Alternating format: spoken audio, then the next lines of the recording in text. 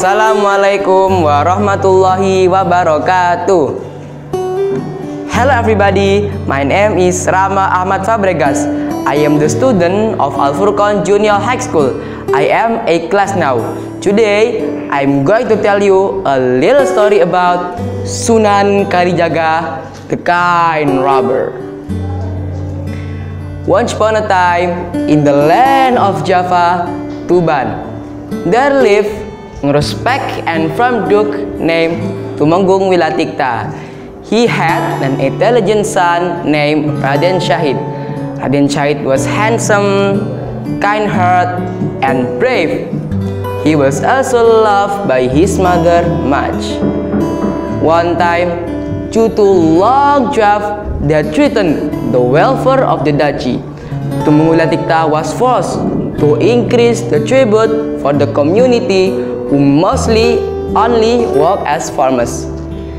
Feeling concerned about the condition and the long drought that never end, Raden Syahid sneaked inside the duchy warehouse and distributed foodstuffs to people who need them.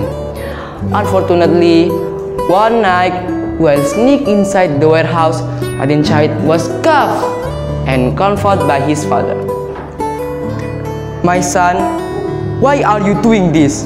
Don't you know if this is against your father's policies?" said Tumenggung Wilatikta angrily. "I know that, but I feel sorry to see the people who suffer as the result of this policy. This is not fair to the poor. This is not true."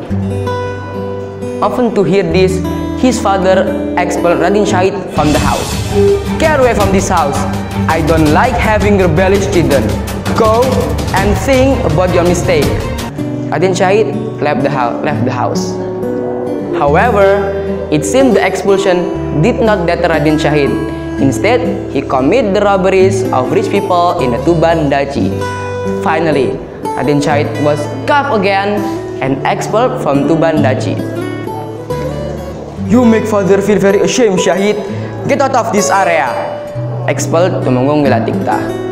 Raden Syahid left the Tuban Duchy. He continued to walk until he reached the Jatiwangi forest and lived there. Even so, he still acted like a robber, taking the wealth of miserly rich person who passing through the forest and give the treasure to the poor around the forest. One day, he saw an old man in a white robe passing through the forest with a shiny stick in his hand. Raden Syahid took action. He forcibly grabbed the stick because he thought it was made of gold. The old man fell on the grass. After realizing that the stick was only made of brass, Raden Syahid was a little disappointed. The old man slowly got up. Seeing the tears falling from the old man's eyes, Raden Syahid said, "Don't cry, I will return your stick." "I don't cry because you took the stick, but I am sad because I have sinned. Look, the grass was pulled up in vain when I fell earlier. If this grass was removed for fodder, it would be more beneficial," said the old man.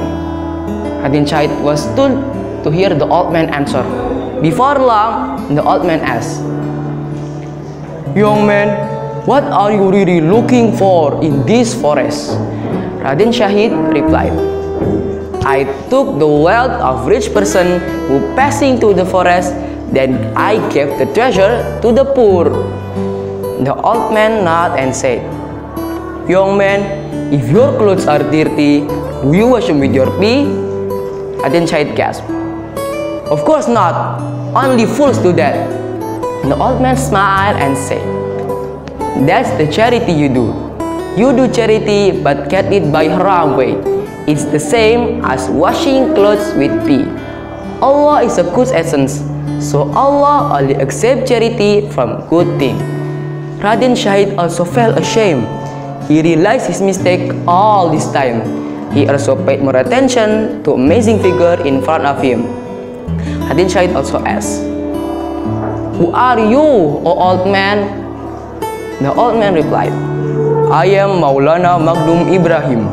I am better known as Sunan Bonang." Raden Syahid also asked Sunan Bonang to make him as the servant. Sunan Bonang granted the request on the condition that Raden Syahid had to meditate by the river until he returned. Raden Syahid agreed. 3 years later, Sunan Bonang found Raden Syahid still meditating. His body was covered with grass. Sunan Bonang was amazed at Raden Syahid's determination. Since then, he had studied from Sunan Bonang and known as Sunan Kalijaga. Okay everybody, from the story we can learn that first, an act that has a noble purpose will lose its value if it is done in a wrong way.